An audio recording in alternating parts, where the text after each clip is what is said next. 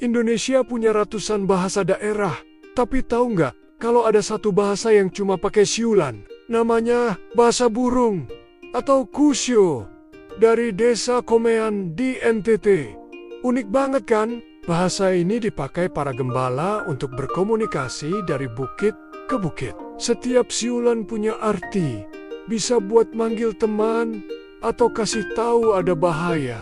Sayangnya, sekarang cuma sedikit yang bisa. Yuk, kita lestarikan budaya keren ini. Jangan lupa subscribe untuk fakta unik lainnya.